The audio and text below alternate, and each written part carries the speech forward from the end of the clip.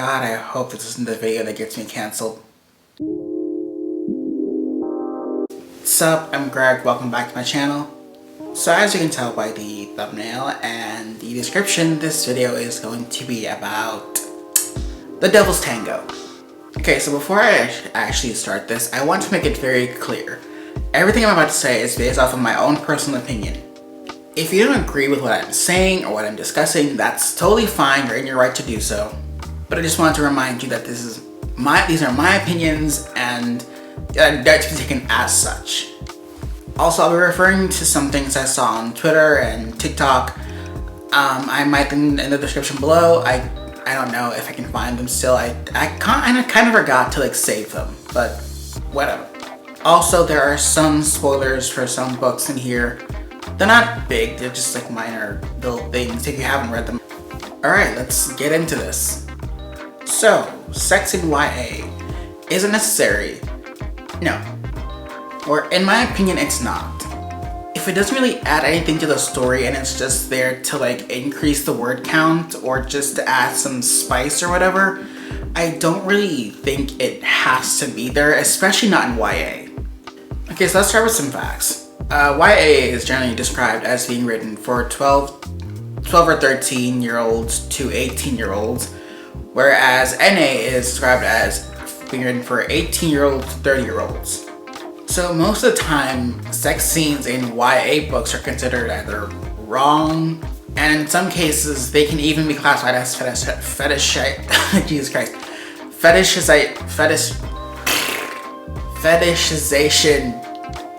Christ. Fetishization, especially if the characters mentioned are either queer, POC, both, and especially when they're minorities. One thing I'd like to make very clear is that I'm aware that they are fictional characters. They're not real. They don't exist in real life. But that does not excuse the fact that they are under the age of 18 and they were written for a younger audience. So one argument I've been seeing a lot, especially on TikTok, is that people say that they want some spice, or a sex scene adds some spice, or it helps the characters connect to one another. And just no.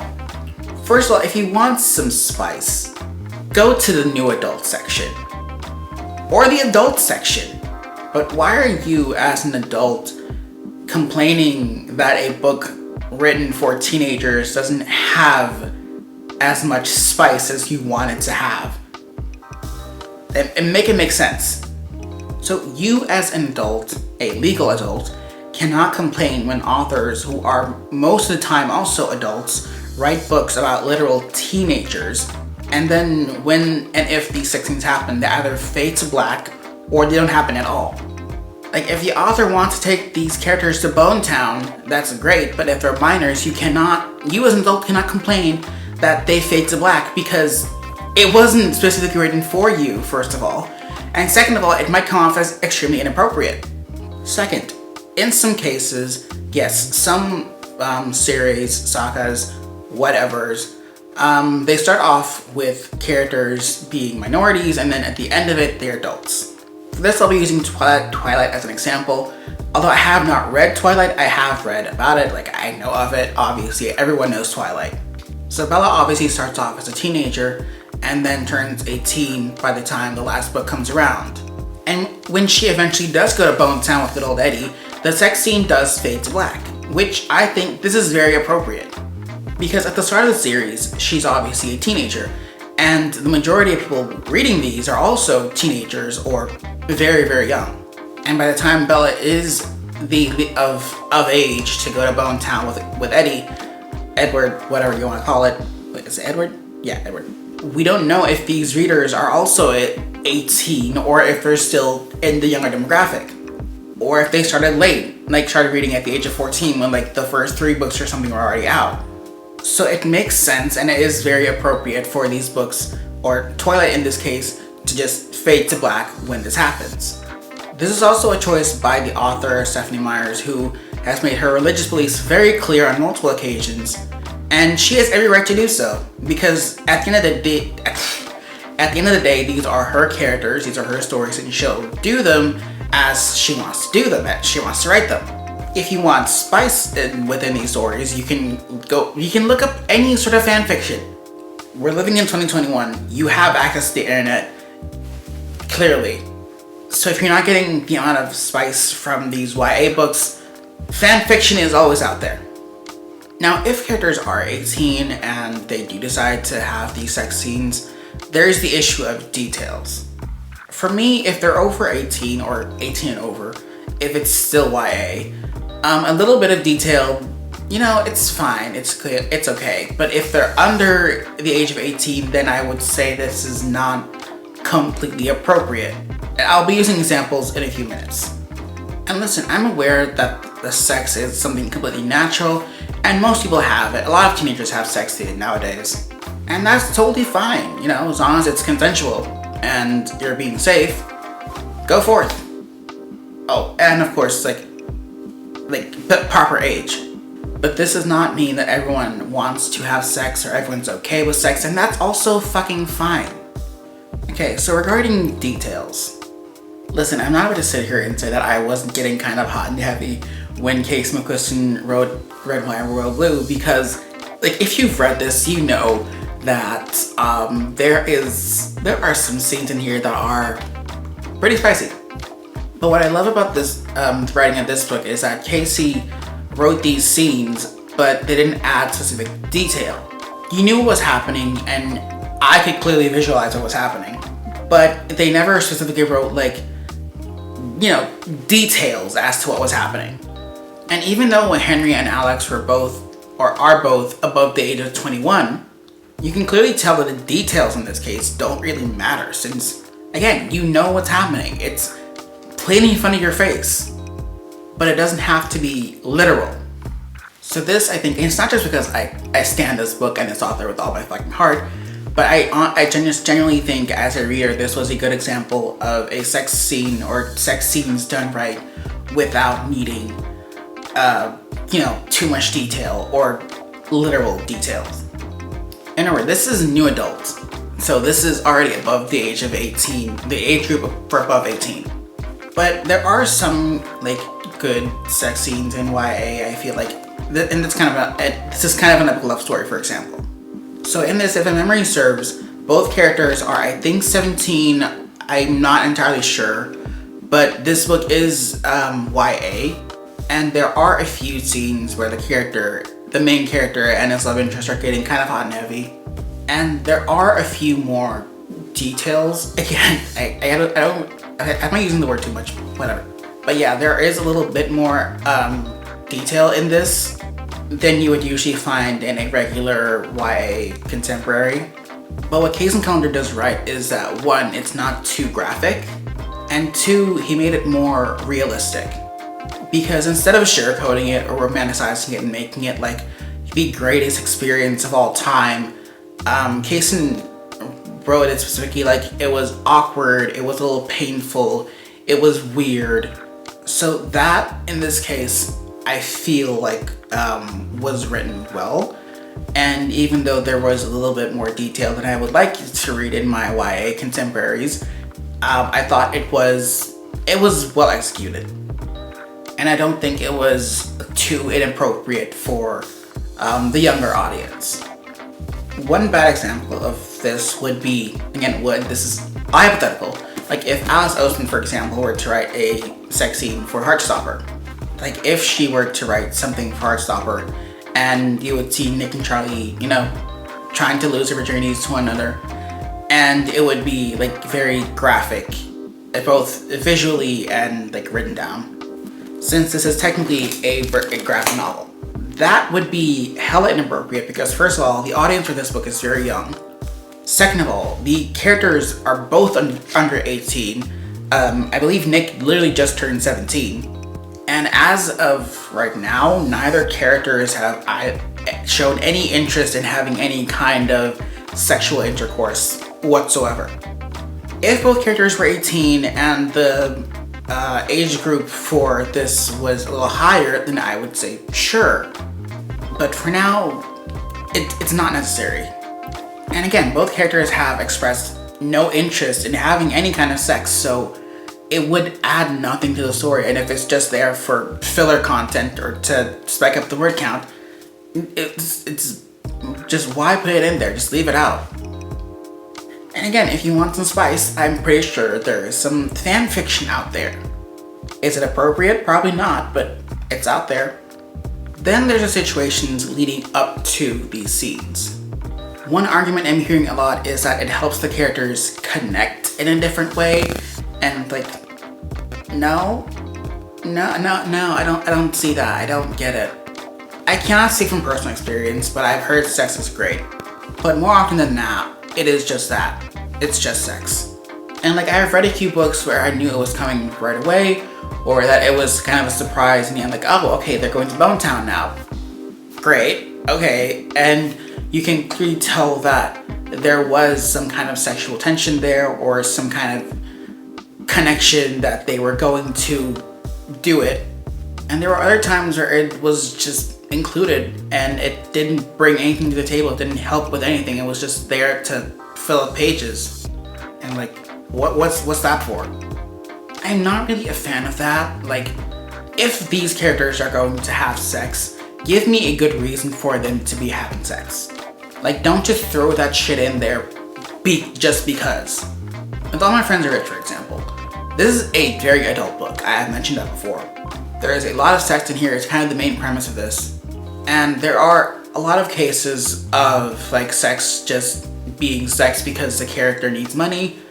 And this, I feel like, was handled well, because while, you know, the sex, he didn't necessarily need to do these things, he needed money, so there was some reason for him to be doing these things. He had a motive, he had an end goal. Unfortunately, it involved sex, but, you know, yeah, have at it. And listen, I'm not a prude. Like, if you want to have sex, go ahead. If you want to be a hoe, be a hoe. You do you. Get that dick, get that coochie. You do whatever the hell you need to do. Do whatever you want to do. I just don't need to see it in YA, you know. If it's in new adult or adult, great. Okay, sure, I'll take that, but YA, no, just no. So to recap for YA specifically, if it doesn't really have any reason for it to be there, why is it there? What's the point? This next part is a bit controversial, and it is fetishization. Also, I hope I'm pronouncing that word correctly. Lately, I feel like this word gets tossed around a lot, and for no good reason, really. Take Becky Albertalli, for example. Becky Albertalli is, and always will be a bisexual woman who owes y'all nothing, so leave her alone. But most of the criticism Becky receives is that people think she is a cisgender heterosexual woman, which she's not, writing and fetishizing gay teenagers. Having read her books, this is not the case at all. The closest thing Becky Albertalli has come to writing any kind of sex scene was in What If It's Us. And with What If It's Us, it wasn't even her writing it alone. She co-wrote the book with Adam Silvera, aka Latinx man.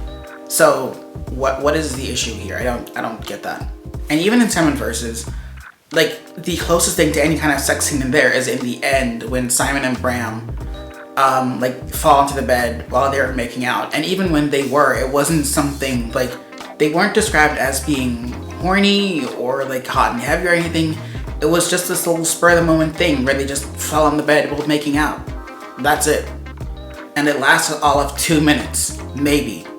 So in this case, there was nothing, Becky was not fetishizing anyone. She just wrote a cute story about two guys who happen to fall in love. Like, I'm not saying it doesn't happen. It does, and it is very wrong. And I know this is a sensitive topic and that Own Voices books are oftentimes more important, but women writing MLM books is not exactly like the biggest issue. And most of the time, none of them are doing it with any bad intention or of any intention of fetishization. So attacking them, this really isn't helping.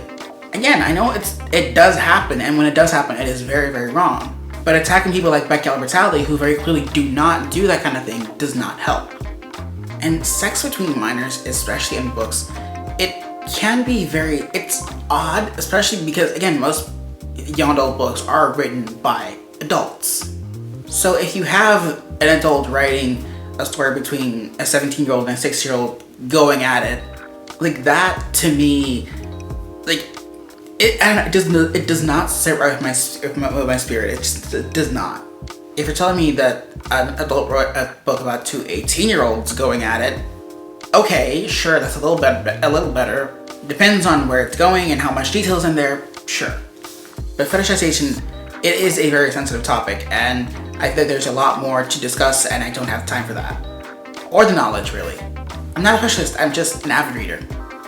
So all that being said, I would like to bring attention to this video I saw on Twitter a while back. So Jason June, the author of Jay's the Agenda, which comes out this summer, did a Q&A recently where he discussed a very specific scene in his book that has to do with sex. And with it, Jason June talks about the journey of the characters leading up to it and his own experiences regarding sex, especially queer sex, and in YA in real life. I can't really summarize it properly. I feel like everyone should just read it. I will link that below, but I would highly recommend everyone just watch that. So to summarize, I don't mind sex in books as long as 1, the characters are age appropriate, 2, it is consensual because consent is always necessary, and 3, it has to have some meaning, or not meaning, it has to have some kind of reason for it to be there, and it's not just there to either add some spice or fill some pages. Sex, especially in YA, is not something that I find important. I don't think it's important for any major plot in YA or any driving point. And oftentimes if you just get rid of it, it doesn't take anything away from the actual story. Unless there's a build up to that and you can tell that, okay, these characters want to do this for X, Y, and Z reasons, then again, I don't really see the point. And listen, sex is a healthy thing. It's a normal thing. People do it all the time. Not everyone chooses to, and everyone wants to. And no one should be shamed for having sex. No one should be ashamed of having sex. I'm just saying it doesn't always have to be there. So yeah, that was my take on this whole sex in YA thing. Before I wrap this up, I want to mention 2 things. First of all, if you didn't know already, I am part of the Pride Book Fest that's happening this year. Pride Book Fest is a online thing that was created by Jacob from a Very Queer Book Club and Steven Salvatore, the author of Can't Take That Away. And they asked me to participate and to moderate one of their panels this year, and I am very, very excited about that. I can't give away too much detail, but I am excited about this, and the energy I kind of want to bring to this would be... yeah, that, basically. There are details coming soon, and Pride Book Fest will take place I believe next month. But I will be keeping you all up to date with that. The second thing is the Palestine thing. I'm aware that I might lose a ton of followers or subscribers or whatever because I mentioned this, but it has to be mentioned. This is a very serious thing and it's nothing new. It's been going on for centuries. It pains me that I just found out about this now when knowing that this has been going on for centuries, because people have told me that it's been going on for centuries.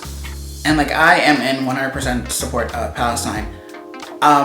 This is not saying that I don't support Israel, but in this case, the majority of my support goes to Palestine, and I will be linking resources to that in my description. That being said, this does not give anyone any excuse to be anti-Semitic. Attacking any Jewish person or any Israeli person for what's happening would be the same as me blaming or attacking every single white person because a few white people are racist. It makes no sense. And there is no reason for you to be anti-Semitic. You can't support Palestine without being a complete bigot. If you can't donate to these causes, that's totally fine, but the very least you can do is keep yourself educated, spread the word, and help educate people on what's actually happening and not just having them or you read some random thing on the internet and then thinking that's it, that's the only information you need. So again, link to that will be in my description below. So thank you so much for watching, and hopefully I'll see you next week.